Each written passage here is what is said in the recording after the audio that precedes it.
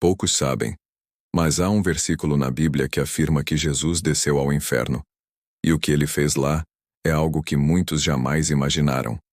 Por séculos, estudiosos e teólogos tentaram compreender o que realmente ocorreu nos 3 dias entre a morte e a ressurreição. A Bíblia menciona os espíritos em prisão, as partes mais baixas da terra, e que Cristo tem as chaves da morte e do inferno. Cada expressão aponta para um mistério espiritual profundo. Quando Jesus expirou na cruz dizendo: Pai, nas tuas mãos entrego o meu espírito, algo sobrenatural foi desencadeado. O universo reagiu. O véu do templo se rasgou, a terra tremeu, rochas se partiram, e sepulturas se abriram. Nada disso foi coincidência. A morte do Filho de Deus não foi uma derrota, mas o início da maior operação espiritual da história. Enquanto o corpo de Jesus repousava no sepulcro, sua alma viva e consciente atravessava dimensões invisíveis, descendo ao coração da terra para confrontar o poder da morte e libertar os cativos que aguardavam desde os tempos antigos. A teologia bíblica ensina que antes da cruz, todos os mortos iam para o Sheol, o mundo espiritual dividido em 2 domínios, o lugar de consolo, chamado Seio de Abraão, e o lugar de tormento. Essa ideia é reforçada por Lucas 16, na parábola do rico e Lázaro, onde Jesus descreve o justo sendo consolado e o ímpio em sofrimento, separados por um abismo intransponível. Os justos, homens como Abraão, Davi e Moisés, aguardavam a promessa da redenção. Jesus, ao morrer, não foi direto ao céu como ele mesmo disse ao ladrão na cruz: Hoje estarás comigo no paraíso. O paraíso, nessa época, era o seio de Abraão, o local onde os santos esperavam o cumprimento da promessa divina. Mas Jesus não desceu para repousar. Ele desceu como libertador. Efésios 4 declara que ele desceu às partes mais baixas da terra e levou cativo o cativeiro. Essas palavras significam que Cristo desceu não como prisioneiro, mas como rei, atravessando as fronteiras do invisível para libertar as almas que esperavam pela luz do Redentor. A morte não o segurou. Mesmo na morte, Jesus estava em total autoridade. Ninguém tira a minha vida, disse ele. Eu a dou por minha própria vontade. O véu rasgado no templo foi o primeiro sinal de que o acesso à presença divina seria restaurado. Mas essa restauração começou nas profundezas, não nos céus. Enquanto os homens choravam o corpo morto, o espírito do Messias atravessava os portões do Sheol. O Salmo 16:10 já profetizava: Não deixarás a minha alma no Sheol, nem permitirás que o teu santo veja a corrupção. Pedro confirma em Atos que essa profecia se cumpria ali.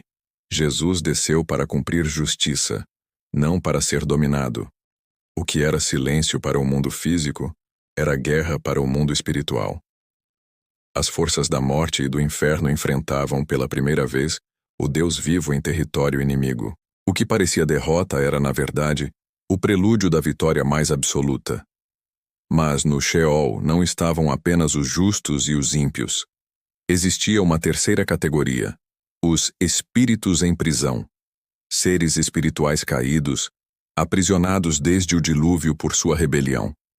1 Pedro 3:18-20 revela que Jesus pregou aos espíritos em prisão, que haviam sido desobedientes nos dias de Noé. Essa pregação não foi um convite à salvação, mas uma proclamação de vitória. O texto original usa o termo grego ekerixen, que significa anunciar publicamente. Cristo proclamou às forças caídas que a cruz havia triunfado, que o plano da redenção não podia ser impedido. O que eles tentaram destruir na cruz, ele havia completado. Era o anúncio de que o domínio das trevas estava encerrado. Assim, o inferno não o recebeu como vítima, mas como rei conquistador. A luz invadiu o abismo, e os que ali estavam perceberam que o império da morte havia ruído. A Bíblia mostra que essa vitória foi literal e espiritual. Colossenses 2:15 afirma que Jesus despojou os principados e potestades e os expôs publicamente, triunfando sobre eles.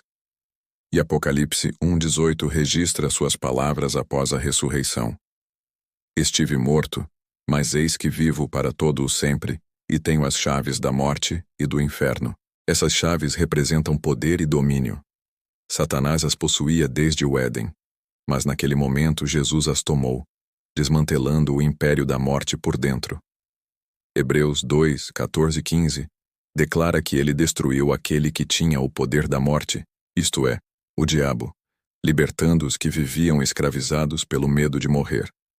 A cruz foi o ato visível, mas a descida ao inferno foi o desfecho invisível dessa guerra. Ali ele consolidou o que havia conquistado com sangue. A partir de então, a morte deixou de ser prisão para os justos e se tornou apenas passagem. Enquanto isso, os santos que aguardavam no seio de Abraão testemunhavam o impossível. O Messias prometido estava diante deles. Aquele em quem haviam crido sem ver, agora caminhava entre eles com as chaves em mãos. Era o início do grande êxodo espiritual. Mateus 27, 52 e 53 registra que, após a ressurreição, muitos corpos de santos que dormiam ressuscitaram e apareceram na Cidade Santa. Esse detalhe pouco comentado mostra que Jesus realmente libertou os que estavam no paraíso. Efésios 4 explica: subindo ao alto, levou cativo o cativeiro. Ele não subiu sozinho, levou consigo todos os que aguardavam a promessa.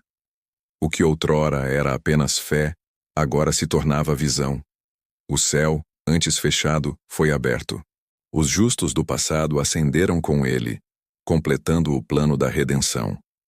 O inferno foi esvaziado de justiça, e o paraíso foi transferido para a presença direta de Deus.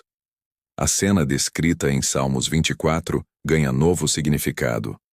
Levantai, ó portas, as vossas cabeças, e entrará o Rei da Glória. Essa passagem, muitas vezes vista como poética, representa o momento em que os portais eternos se abriram para o Cristo ressuscitado. O Rei da Glória não entra mais nas ruas de Jerusalém, mas nas portas celestiais, trazendo consigo os libertos do Sheol. Não há exércitos visíveis, nem trombetas terrenas, mas há uma procissão espiritual triunfante.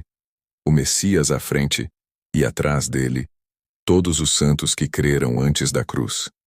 A guerra cósmica havia terminado. O império da morte estava desfeito, e o reino da vida era estabelecido para sempre. A partir daquele instante, nenhum justo precisaria mais aguardar em sombras. O caminho até Deus estava aberto, e o poder da morte, derrotado. Cristo havia vencido para sempre. 3 dias que mudaram a eternidade. 3 dias de silêncio na terra e de ruído no mundo espiritual.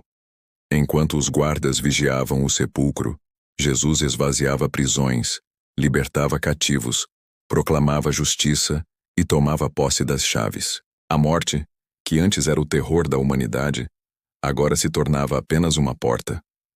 O inferno, antes trono das trevas, agora era território conquistado. Quando o 3º dia chegou e a pedra foi removida, o universo já sabia: o Filho de Deus havia vencido completamente. A ressurreição foi apenas a confirmação visível do que já estava consumado no invisível. E desde então, todo aquele que crê não teme mais o Sheol, porque Cristo esteve lá e voltou com as chaves nas mãos.